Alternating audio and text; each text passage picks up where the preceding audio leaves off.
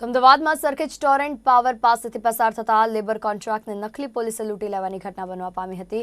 ત્યારે આ આધારે સરખેજ પોલીસે મોશીન ખાન પઠાણ અને અમિત નામના 2 આરોપીઓની ધરપકડ કરી છે। આરોપીઓ નકલી પોલીસ બનીને રાહદારીઓને લૂંટી લેતા હતા।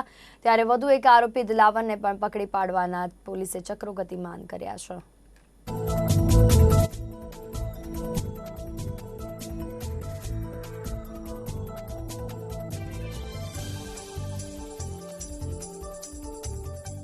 ત્રણ અજાણ્યા ઈસમો તેને રોકી કે અમે ક્રાઇમ બ્રાન્ચના અધિકારીઓ છીએ, પોલીસવાળા છીએ એમ કરીને કે તને ખોટા કેસમાં ફસાવી દઈશું, તારા વિરુદ્ધ આટલા ગુના દાખલ કરી દઈશું એમ કરીને એને ડરાવી ધમકાવી જબરજસ્તીથી એની જોડેથી જે હતા ખીચામાં પૈસા એ લઈ લીધા હતા અને બીજા એટીએમમાં આગળ લઈ જઈ એટીએમમાંથી પણ ઉઠાવી પૈસા લઈ ટોટલ